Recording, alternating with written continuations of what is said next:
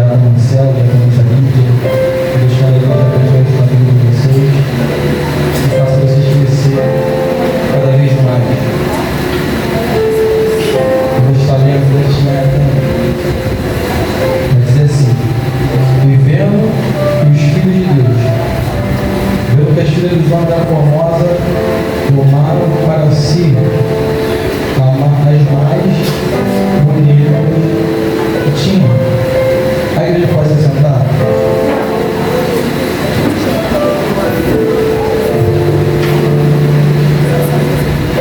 Meus irmãos, essa semana eu estava estudando o livro de Gênesis.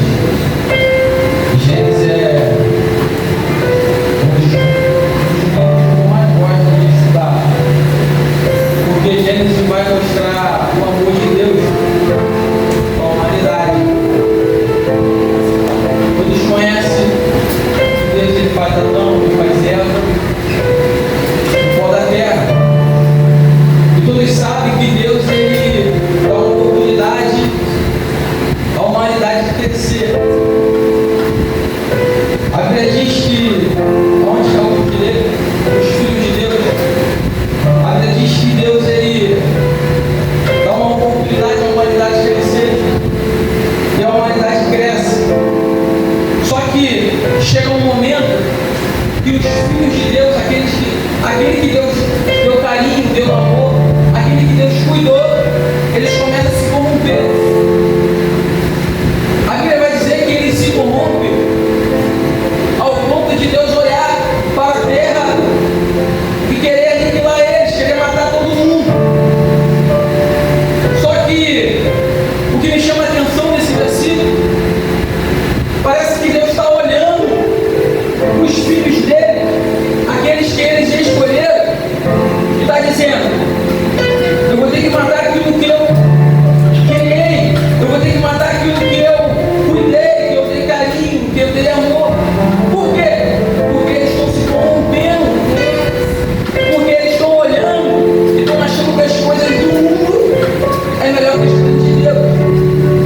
Para você ver e entender melhor, Deus cria todo mundo de um jeito centrado. A adoração era para Deus, a busca era para Deus, os votos eram para Deus. Só que esse povo começa a se corromper de uma forma que Deus olha e não acredita que está acontecendo. Então Deus olha para a terra e fala assim: olha, eu vou matar todo mundo. E quando Deus fala que vai matar todo mundo, é matar todo mundo. Só que a Bíblia vai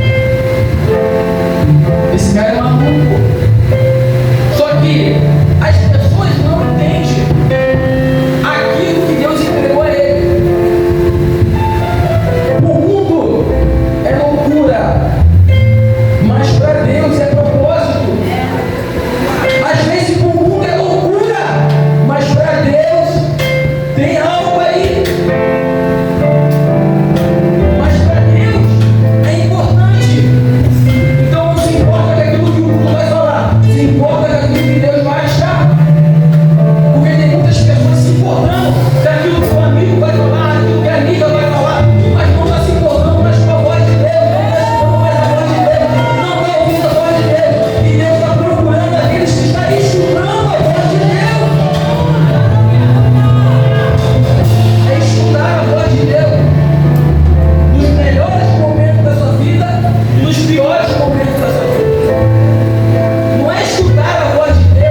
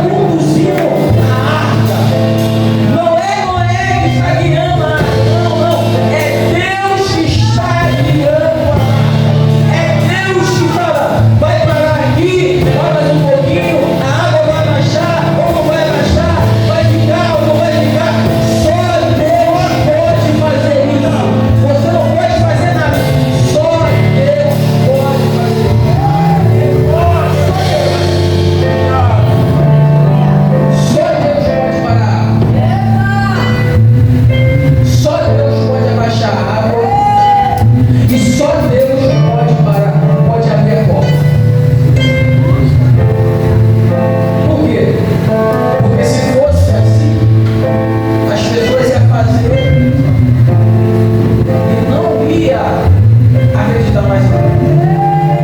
Imagina, Noé sabendo que tem a liberdade de abrir a arca, de fazer a água se abaixar, de fazer tudo acontecer. Você acha que Noé ia acreditar nos projetos de Deus? Por isso que vai ter momentos na sua vida que Deus vai fazer assim, vai te trancar e vai te colocar no privado. Vai ter momentos na sua vida que Deus vai te colocar de uma forma que você não vai entender. Aí Ele vai te mostrar que só Ele pode fazer as coisas na sua vida. Aí Ele vai te mostrar que a arca é só Ele que abre, só Ele que fecha. Aí Ele vai te mostrar que o mar é só Ele que abaixa. Aí Ele vai te mostrar. E falando de mar, eu lembro quando Jesus vai andar por cima das águas. A dificuldade, a luta, a prova na vida dos discípulos era notório. Você olha o texto, você vai ver que os discípulos de Jesus estavam passando por uma grande dificuldade. E a dificuldade era o mar. A dificuldade era o vento. A dificuldade afligia eles ao ponto de ele gritar, ao ponto de ele estar com medo. Só que Jesus vai passar por cima das águas e vai mostrar que Ele está comigo. Jesus vai passar por cima das águas e vai mostrar que está com os discípulos. Tem outra. A outra, Jesus está comigo. E a dificuldade acontece de novo. Mas quem está no mar é Jesus. E quem vai no mar, quem vai no vento é Jesus. Então só Ele tem essa autoridade de parar o vento, de parar o mar, de andar por cima das águas. Vai ter momento que Jesus vai fazer isso contigo. Vai ter momento que Jesus vai olhar para você e falar: vem comigo por cima das águas, vem comigo. Mas se você não quiser, Deus não vai insistir. Deus não vai. Voltando pro texto. Aí Noé está no meio do mar. E imagina, você olhar para o mar, você olhar e não ver terra. E uma vez, o meu tio trabalha embarcado, talvez eu fiz essa pergunta a ele: tio, como que é trabalhar embarcado? Só ver mar. Imagina você olhar para o norte, você olhar para o sul, você olhar para o leste, oeste, você olhar e só ver mar.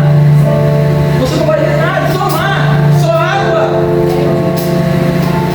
Não tem como nem pular. Não tem como fazer nada. É esperar a água se abaixar. É esperar o tempo de Deus. É esperar Deus olhar e falar assim: vou mudar a história.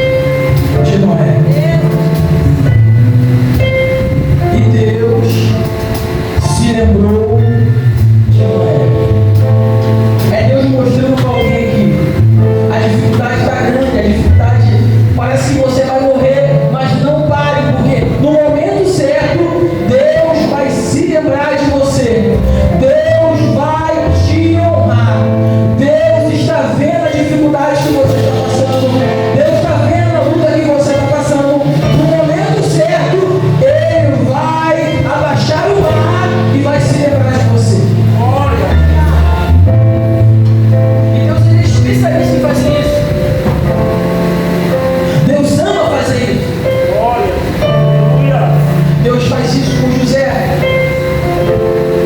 Como José pensava que estava esquecido, e Deus lembra de José. Mas João foi o copeiro. Foi Deus. Se Deus não pode fazer, ninguém faz, irmão. Se Deus não chega e não faz, ninguém pode fazer. Às vezes você olha e fala: o irmão me ajudou, o irmão te ajudou. Mas quem liberou ele te ajudar foi Deus. Então Deus, Ele gosta de fazer isso. Então vai ter momento que Deus vai se lembrar de você. Enquanto não se lembra, enquanto você está esquecido, você tem que continuar adorando. Enquanto Deus não se lembra de você, você tem que continuar buscando. Enquanto Deus não se lembra de você, você não pode parar de adorar a Deus. Você não pode parar de ler a Bíblia. Você não pode parar de buscar a Deus. Por quê? Porque no momento certo, Ele vai se lembrar de você. Ele faz isso também. Um homem chamado. Deus se lembra. Deus se lembra. Deus se lembra de Mefibosete na terra do esquecimento. Mas João foi Davi. Davi chega e fala: tem alguém da família de Saul para abençoar? No olhar foi Davi, mas Deus se lembrou dele. No olhar foi Davi que falou, mas Deus se lembrou de Mefibosete na terra do esquecimento. Então vai ter um momento que você vai estar na terra do esquecimento, mas Deus vai se lembrar de você. Deus vai fazer igual Ele fez com Noé. Ele vai olhar para a terra, vai ver todo mundo corrompido, vai ver todo mundo fazendo as besteiras, mas Ele vai olhar para Noé e vai falar assim: e eu achei graça em Noé. Eu vou fazer a mesma coisa que Ele fez com Noé. Só que existe um tempo de Deus. E o tempo de Deus é difícil. O tempo de Deus parece que nunca chega. Chega o tempo no irmão do lado, mas o tempo de Deus parece que não chega em nossas vidas. Parece que a gente vai pular do barco e vai nadar até achar terra. Só que não pule do barco, porque se você pular, você vai morrer. Se você pular, você morre. Não pule, porque se você pular do barco, você vai morrer e vai levar alguém contigo. Imagina, tanto tempo debaixo, tanto tempo dentro do barco. Não está no tempo. Mas imagina, dentro do barco existe briga. Dentro do barco tem animais. E dentro do barco tem pessoas. Se aqui, aonde está, no nosso trabalho, na nossa casa, tem algumas brigas, só que a gente pode sair. Acabou o culto, a gente vai para a nossa casa. A gente vai dormir, vai trabalhar amanhã. Ou vai ter dia que você não vai querer ir para a igreja. E você imagina, você brigou com alguém, aí você não quer ir para a igreja. E você não vai. Você brigou com alguém no seu serviço, você não quer ir para o serviço. E você não vai. Você brigou com alguém na sua escola,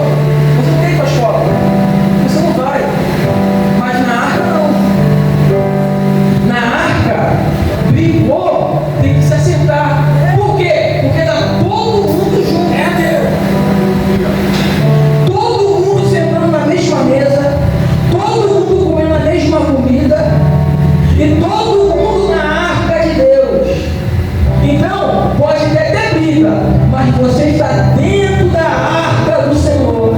Então você tem que se acertar. Imagina as brigas acontecendo, mas está dentro da arca, não pode pular, não pode sair, então tem que se acertar. Então, Deus quer falar com essa palavra hoje no nosso coração. Não se corrompa. Não pare. Não desista. A dificuldade, a luta vai vir na sua vida. Mas não desista. Imagina que você está no barco. E se você pular do barco, você morre.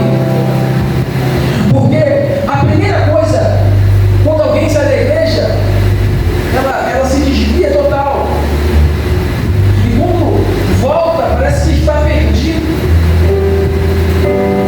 E existe uma briga entre o espírito e a carne. Por quê? Porque a carne, ela quer ir embora. E o espírito quer ficar. E quem falar que o mundo é ruim, está mentindo. O mundo te oferece prazer momentâneo, coisas momentâneas, coisas que você vai fazer hoje, passar a ser a sua carne, mas chegar amanhã, pode estar um vazio dentro de você. Só que Deus não quer esse vazio dentro de você. Deus quer preencher esse vazio.